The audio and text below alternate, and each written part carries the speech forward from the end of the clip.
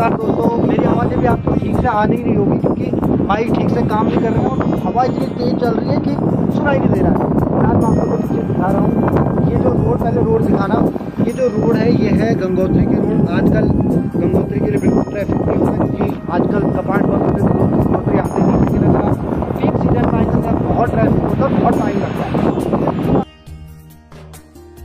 सामने जो आपको बर्फ़ से ढके पहाड़ दिख रहे हैं ना, वो धराली है। धराली, कई लोग इसको थराली भी बोलते हैं। थराली ये जगह नहीं है, इसका नाम धराली। और यहीं से होकर हम यहाँ तक पहुँचे।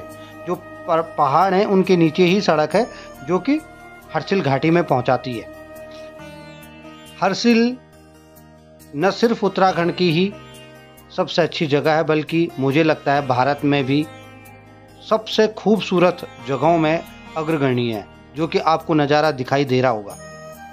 इस हर्सिल घाटी के पीछे अनेक पौराणिक कथाएं हैं, लेकिन अगर उन सारी पौराणिक कथाओं का निचोड़ निकाला जाए वो भगवान विष्णु से ही जुड़ता है। सामने जो आपको गांव दिखाई दे रहा है ये मुखबा गांव है। जैसे कि गंगोत्री धाम में जब कपाट बंद हो जाते हैं तो शीतकालीन पूजा होती है माँ गंगोत्री की, वो इसी गांव के कमलेश्वर मंदिर में होती है। और ये है सुंदर सा रास्ता हर्सिल का। ये रोड जो कि गंगोत्री धाम जाती है, ये पूरा हर्सिल से होके जाती है।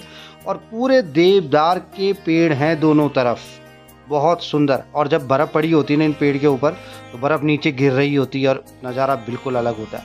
सामने नदी बहती हुई जमी हुई होती है। आपको अगर उस गांव जाना है तो आप बर्फ़ के ऊपर पार कर सकते हो। हालांकि इस सीज़न में बर्फ़ पड़ जानी चाहिए थी। जब भी हम यहाँ पर ये वीडियो बना रहे हैं, ये जनवरी का वीडियो है, तो अभी बर्फ़ पड़ जानी चाहिए थी, लेकिन इस बार ऐसा नहीं हुआ है। जनरली लोग यहाँ पर घूमने के लिए इस समय आते हैं। हालांकि इस समय यहाँ पर आना थोड़ा ख़तरनाक हो सकता है क्योंकि जो रास्ता है वो यहाँ पर तो ठीक है, लेकिन धराली से पहले जो पहाड़ियाँ हैं वहाँ पर बहुत ज़बरदस्त बर्फ़ होती है, हादसे की बहुत संभावनाएँ होती है। बाकी यहाँ पर एक बार अगर पहुँच गए फिर तो कोई तकलीफ़ नहीं है, क्योंकि यहाँ पर रहने के लिए गढ़वाल मंडल विकास निगम का भी गेस्ट हाउस है, छोटे मोटे होटल्स भी, और रहने की बहुत अच्छी व्यवस्था है। खाने के आपको बहुत सारे विकल्प नहीं मिलेंगे, लेकिन हाँ बहुत अच्छे नॉर्थ इंडियन के विकल्प आपको मिल जाएंगे। साउथ इंडियन के विकल्प यहाँ पे नहीं मिलते। बाकी इस रोड में जब आप जाते हैं, उत्तरकाशी से लगभग 100 किलोमीटर गंगोत्री है और इससे भी करीब 30 किलोमीटर पहले हर्सिल आ जाता है। जब इस रोड से आप जाते हैं तो नज़ारे ऐसे होते हैं कि आपको पता ही नहीं चलता कि अब कब आप अपनी डेस्टिनेशन पे पहुंच गए। अंग्रेज़ों के ज़माने में एक विल्सन नाम का एक सैनिक होता था जो भाग के यहाँ पर चला गया था, और उसने यहाँ के पेड़ काट के भगीरथी नदी में बहा के उनका ट्रांसपोर्टेशन किया और उनको पहुँचाया कहाँ, ऋषिकेश तक। क्योंकि उस समय जब ये बात तब किया जब भारत में रेलवे आ रही थी, तो पटरियों में भी के बीच में भी लकड़ी यूज होती थी और डिब्बे बनाने में भी लकड़ी यूज होती थी। तो वो करोड़पति बन गया था यहाँ पर। तो वही विल्सन था जो यहाँ पर सेब के बगीचे भी उसने लगाए, और विल्सन सेब के नाम से आज भी उसके यहाँ के सेब फेमस हैं। हालांकि उसका आगे कोई भी वहाँ पर कोई संतान नहीं हुई, उसने वहाँ पे शादी कर ली थी, लेकिन भगवान कमलेश्वर का उसको एक श्राप दिया गया था कि भाई तू कुछ कर ही नहीं पाएगा आगे, कि तूने इतना हिमालय के गोद में बसे इस हर्सिल को इतना नुकसान पहुंचाया है, इतने पेड़ काटे हैं, जैसे तूने इन पेड़ों को काटा वैसे तेरा जो आने वाली पीढ़ी है वो भी कट जाएगी। तो उसकी 2 शादियाँ उसने करी, दोनों से बच्चे भी हुए, लेकिन सब मर गए। और अभी विल्सन के वहाँ पे एक कोठी भी है, लेकिन वो कोठी भी जल चुकी है बिल्कुल। अभी अब आप जाएंगे ना तो वो बिल्कुल अभी खंडर बनी हुई है, पूरा काला जल की। तो ये बात तो मानने वाली है कि प्रकृति के साथ छेड़छाड़ पहले इंसानों के लिए बुरी है पहले से ही, लेकिन ये भगवान द्वारा भी देखी जा रही है। जब भी आप इस जगह पर जाएं, हर्सिल घाटी में आपको बहुत दूर से सड़क से ही दिखा रहा हूँ, मैं आपको अंदर जाके नहीं दिखा रहा हूँ, क्योंकि यहाँ पर बहुत सारी चीज़ें, हमको गंगोत्री पहुँचना था तो मैं जाते जाते ही वीडियो बना रहा हूँ। आते हुए मैं इसका पूरा दोबारा से कोशिश करूँगा कि आपको वीडियो दिखाऊँ अगर समय रहेगा तो।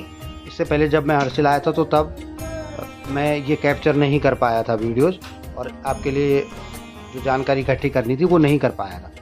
कभी भी आप जाएं, मैं आपको पहले भी बता रहा था, तो आप अवॉइड करें दिसंबर जनवरी फरवरी का महीना, क्योंकि बहुत ज़्यादा बर्फ़ होती है। आप बर्फ़ के शौकीन हैं तो आप लोकल ट्रैक करके जाएं।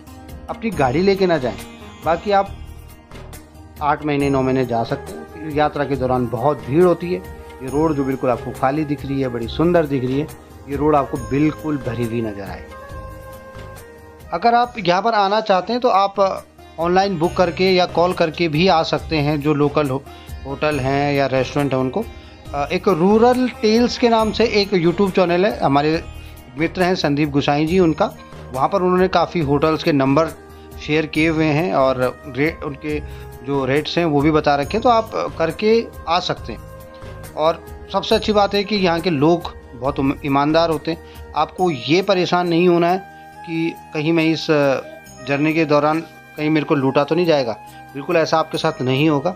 आपके साथ आपसे वही पैसा लिया जाता है जो जेन्युइन होता है। खैर, ये हर्षिल का एक छोटा सा नज़ारा मैंने आपको दिखाने की कोशिश करी।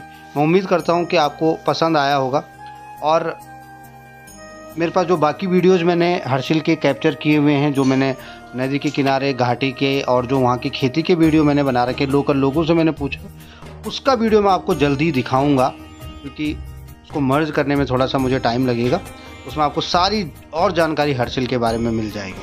फ़िलहाल मैं आपको इतना ज़रूर कहूँगा कि हाँ, अगर आप नज़दीक में कहीं घूमने का प्लान बना रहे हैं और अगर आप NCR रीजन से हैं, तो आप एक दिन में हर्षिल आसानी से पहुंच सकते हैं। पहले आपको देहरादून आना होगा, देहरादून से उत्तरकाशी, और उत्तरकाशी से हर्षिल। थोड़ा सा लॉन्ग ड्राइव हो जाएगी। अगर आप चाहें तो रात को उत्तरकाशी में भी हॉल्ट कर सकते हैं और अगले दिन हर्षिल पहुंच सकते हैं। यहाँ से गंगोत्री तो और नज़दीक है ही। तो अगर आपको वीडियो अच्छा लगा तो प्लीज़ शेयर करें, कमेंट करें और सब्सक्राइब करना ना भूलें। मिलते हैं नेक्स्ट वीडियो में। जय श्री राम, जय माँ गंगा।